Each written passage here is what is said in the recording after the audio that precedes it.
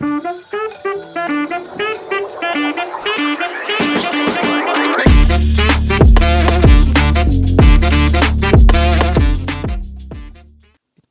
it. And you talked about journaling. Do you Mm, and grounding practices? So you, yeah. uh, it, I mean, like, can you explain how important journaling has been? You touched upon it. Mhm. And is there anything specific you do with regards to that?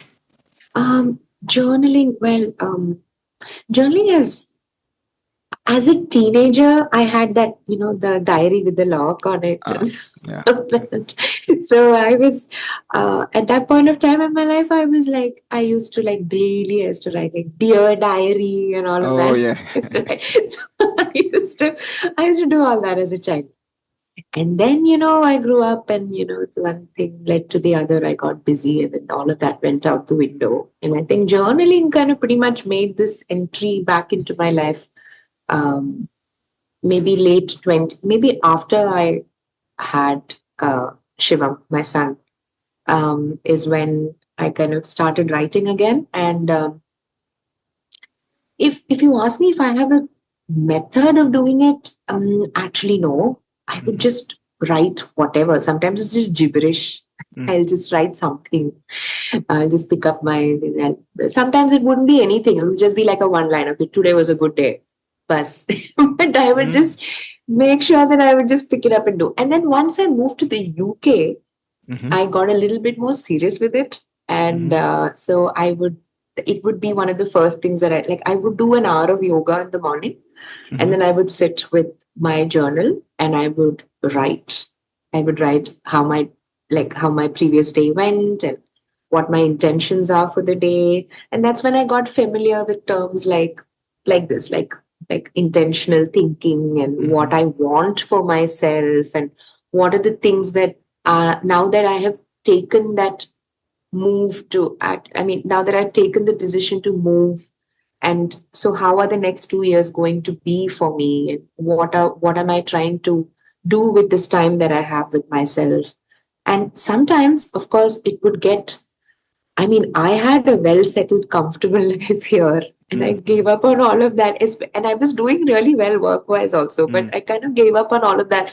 And I moved to a place that's like far, far away where I didn't know anybody. And it was quite harrowing and it was so scary in the beginning. And even that I would write. I would write. I would like, Mm. I'm not feeling it today. I'm second guessing my decision of moving.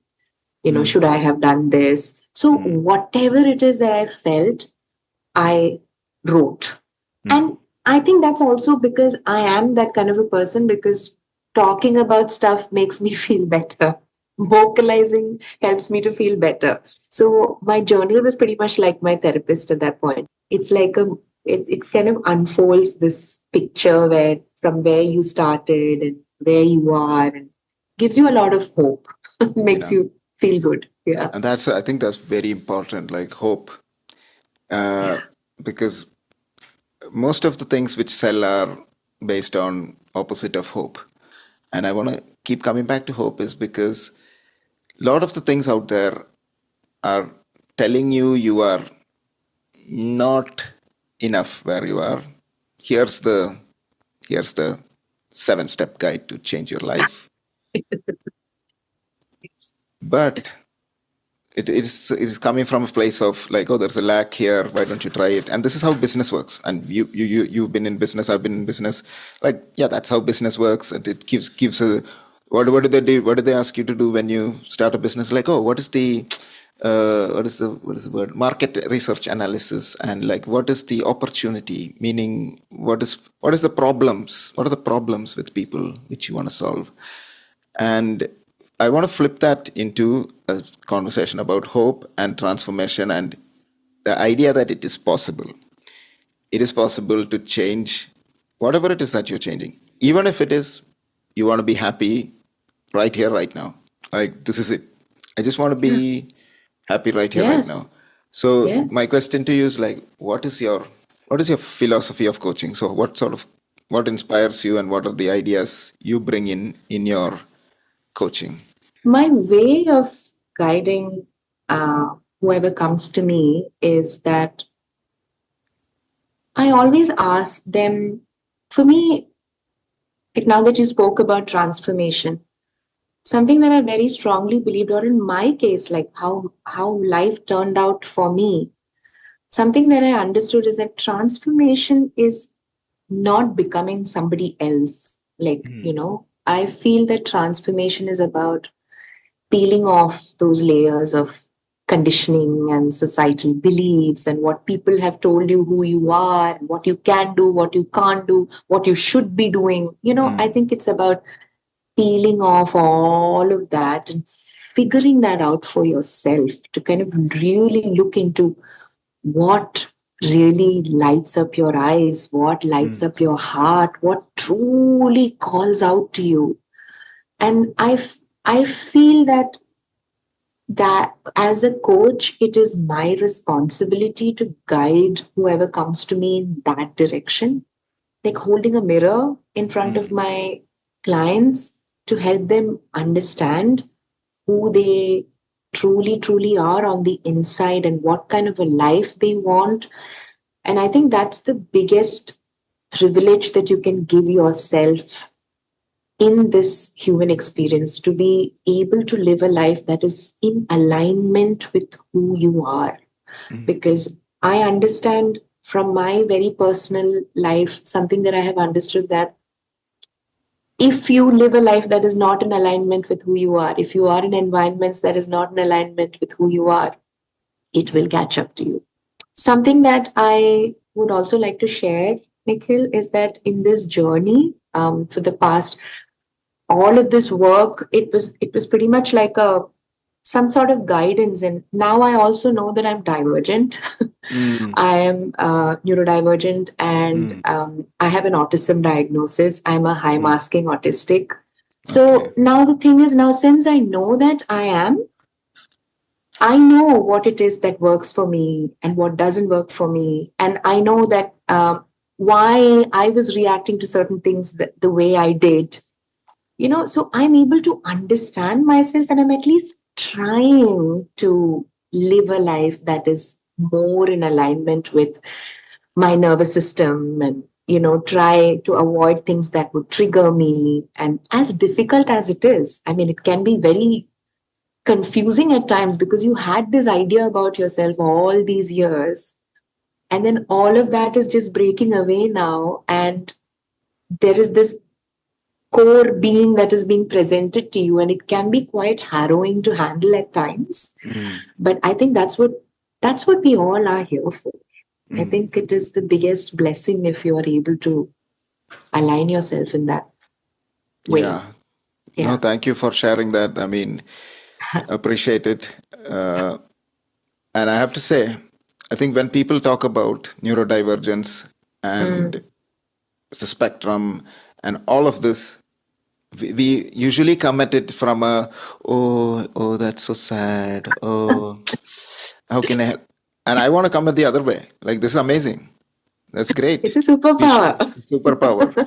And like I've spoken to a lot of people with ADHD. I am myself borderline. I think I Mm. am, but Uh-huh. when I spoke to some of my psychiatrists, they were like, "No, I want to get your detailed childhood report." And who do they Mm. speak to? They'll speak to my parents, but my parents will be, "No, my son was amazing, and we were amazing." So He was fine. he was fine, and and they were also fine. So like we didn't do anything. We were doing the right thing at the time. But the point is, I want to come of it as a, it's okay, and it's good that you know. A lot of people think it's a diagnosis. It's not a diagnosis. Mhm. It's a realization that certain things don't fit well with me. The reason I feel this way in this situation is because in these situations, for a lot of people, they've experienced similar. So that's why they've created this. Okay, I'm not going into the technical and DSM and Mhm. how we diagnose people. Mhm. I'm saying a Mhm. lot of Mhm. people have experienced this. This is the real thing which is happening in your brain, because there are changes in your brain which are not typical, Yeah. and you cannot change it. Like, you cannot say, oh, neurons just fire this way, please.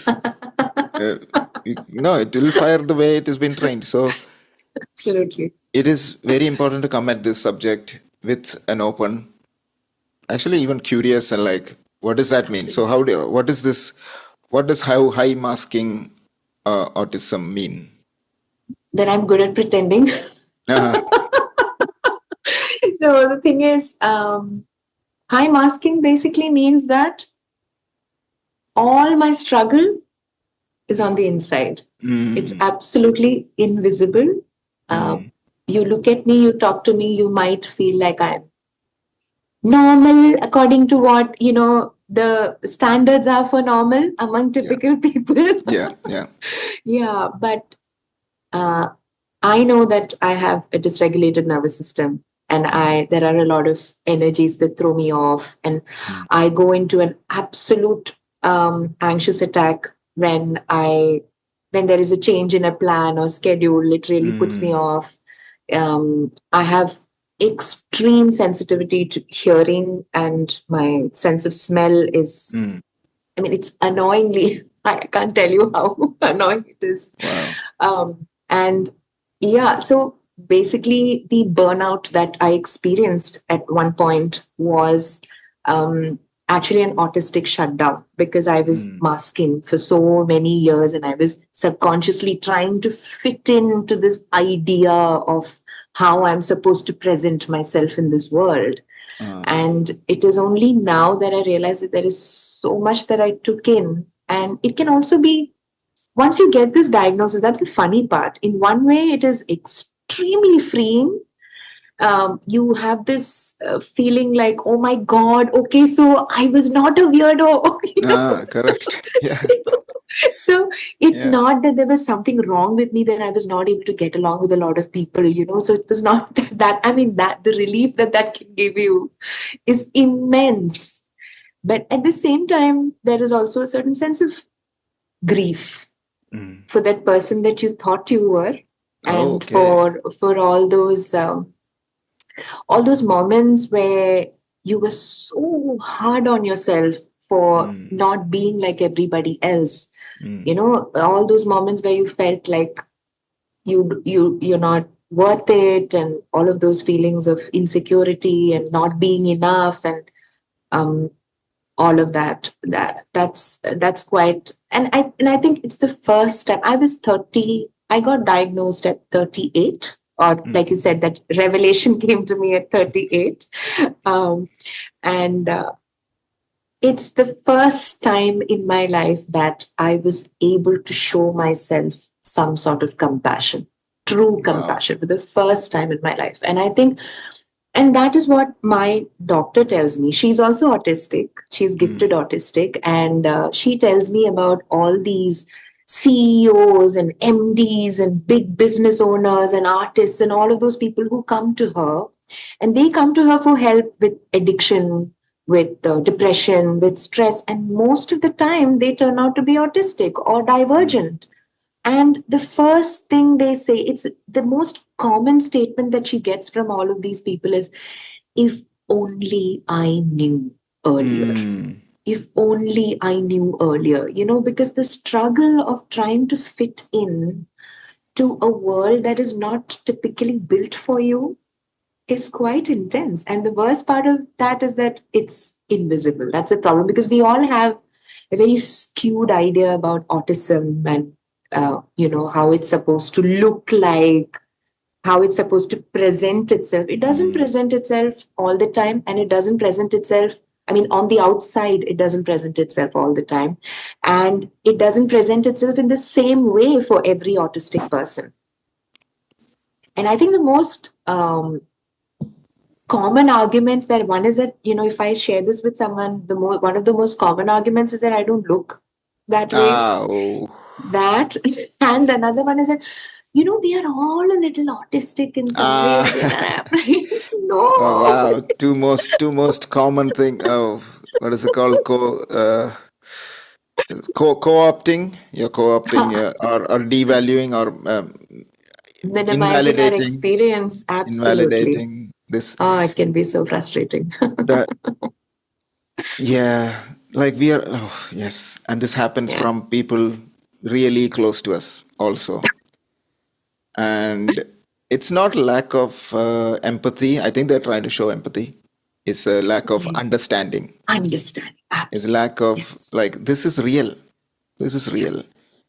And as much as I think in like a lot of circles, this is starting to happen, is when they give certain diagnosis to certain people, they actually invite their family and close ones to that Mm. diagnosis and then Mm-hmm. explain together, this is What this means. Yeah. this means for what this means for you and what this means for you, like the people. So when I am just not scrolling, when I'm just sitting in my couch and like looking very sad, my wife knows, Hridya knows, like, oh, is regulating, right? If I don't down regulate, I will end up burning out. So whenever Right. I am like regulating myself, Hridya knows that it's like, okay, right now I don't want to push his buttons.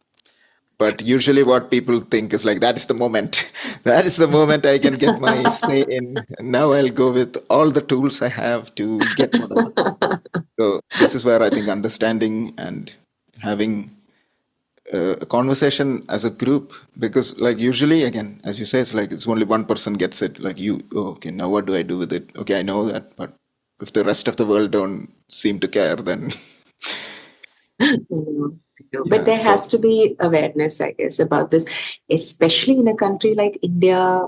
mm, It is, ah, it's just, I mean, the misinformation is appalling, to mm, say the least.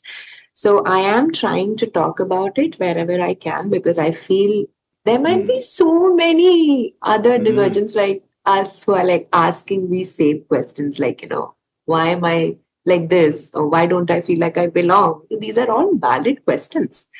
Does this come up in coaching? Is my question. Yes, yes, yes, yes. Because see, my niche is actually artist coaching. So I am coach to a couple of wonderful artists, and I have a client who, um, like, or any of my clients who shows signs of this. I first ask them, like, do you want to know? Mm, If they want to know, what I do is I forward them to a professional because yeah. I'm just a coach. I cannot give a diagnosis. If you want to find out, you can, but that's completely up to them. Some of them really want to. Some Mm, of them are like, no, I would rather not know. But that's their journey. That's for them to decide. But I think personally, for me, um, as a divergent myself, but like you say, there are also overlapping symptoms and signs also.